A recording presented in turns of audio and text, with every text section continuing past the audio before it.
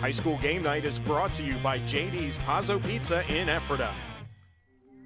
Welcome back to the High School Game Night Halftime Show. I'm Catherine Clark. 16 teams right now in the hunt for a district championship, but they couldn't have gotten to the playoffs without some impressive individual efforts. Let's bring in our high school football correspondent, Jeff Reinhart of PennLive.com, to look back at the regular season and hand out some awards. Hey, Jeff. Hey, Catherine. Good to be back.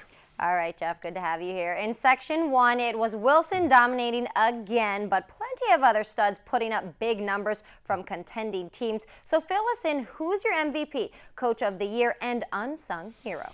Okay, Section 1, MVP. Let's go to Penn Manor. Charles Bell's just had an unbelievable season here for the Comets. And he has them here in the quarterfinals, taking on Wilson in a big, much-anticipated rematch here tonight. Charles Bell, 1,400-plus rushing yards.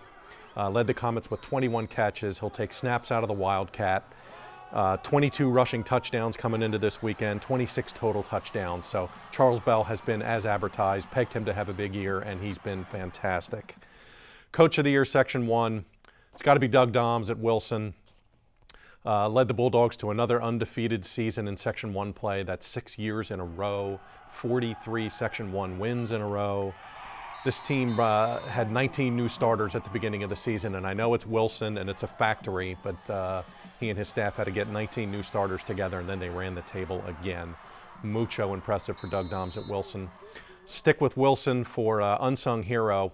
Hunter Rubright is their kicker, and he's just had an unbelievable season kicking the ball here for Wilson.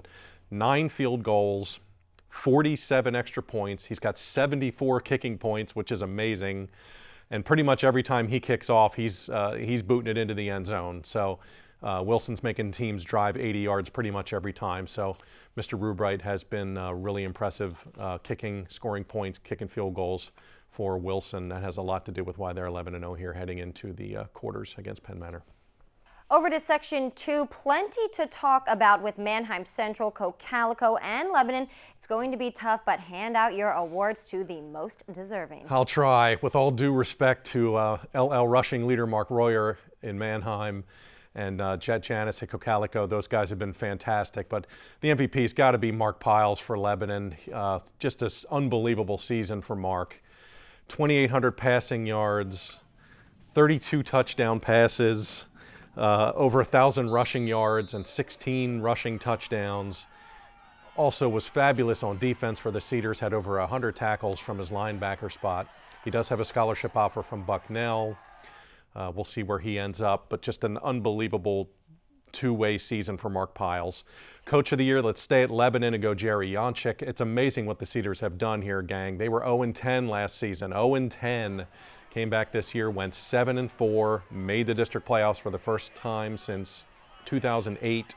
Did lose to Dallastown there in the first round, but made the postseason after going 7-3 and finishing in third place in a really, really tough, top-heavy Section 2.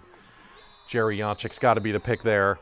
Unsung Hero, let's go Justin Moreno at Manheim Central. I think a lot of people have gotten to know his name the deeper the year has gone on here, but he's had a great season at linebacker. Everybody kind of knew Taylor Geib coming in. All-state pick last year, and he's been super. But Justin's really come on. He's got 90 tackles for the Barons, 3 sacks. He's forced a fumble, recovered a fumble. He's been really good, steadying force, playing linebacker for Manheim Central. And not sure if I saw that coming back in August, but he's really turned himself into one of the best defensive players in the league.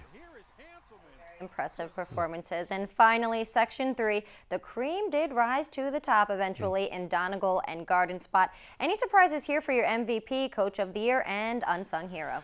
Well, for me, the MVP is Cameron Strauss from Elko, senior, scat back, running back, safety.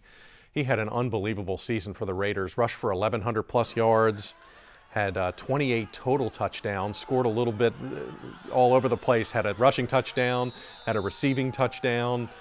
He scored in special teams. I think he returned a punt for a touchdown. He scored, as mentioned, he scored 28 total touchdowns, which even going into the second week of playoffs still would lead the LL League. And he had 25 catches for Elko. So dual threat kid, played all over, played some quarterback last year, came back and had a really strong senior season on both ends of the ball for Elko. Would struggle a smidge, but put up a lot of points, and they were an exciting team, if nothing else. Section Coach of the Year in Section 3, I'm going Terry Lehman at Anvil-Cleona. These guys were 0-5, ended up coming back, had a great second half, won 4 games, went to the district playoffs, did lose to the 1 seed Littlestown there in AA, but these guys were 0-5, came all the way back, and don't forget they had to deal with the helmet swinging incident from the Hamburg game for a good chunk of the first half of the season. So all kinds of turmoil and stuff going on in Anvil, but Terry Lehman really kept those guys together, won 4 games down the stretch and made the postseason. Well done, Anvil. Unsung hero, I'm going to go Connor Neff at Donegal, their quarterback. He didn't even start the season at quarterback. Justin Amsbacher got the start in the first week. Donegal loses their opener to E-Town. Coach Jeff Politis makes some moves, inserts Connor Neff at quarterback, pass for 1,000 yards, pass for 12 touchdowns, and don't forget they're a very run-oriented team with Maxwell and Smith and Trimby back there in the wing tee, and I thought Connor Neff just really came on, not even starting the season as the quarterback, to come on and pass for 1,000 and throw 12 touchdowns. And lead the team to the section title, for, first one since 1999 for the Indians. Well done, Mr. Neff. All right, well, a big thanks to you, Jeff, for joining us this week and all season long. It's been a good ride. Okay, thanks. Well, don't forget to check out Jeff's work at PennLive.com for all the latest on high school athletes throughout the LL League. Stay tuned to BRC 11 to find out who will be our featured game of the night next Friday. It will be the semifinal round of the District 3 playoffs, and once again, if our local teams are still alive, we will bring you all the action right here on BRC 11 in HD. Our coverage begins next Friday at 7 o'clock. That'll do it for the halftime show. Thank you for watching. Just a reminder, tune into the evening report tonight as Brian Cast has all the results of our local football teams in the playoffs.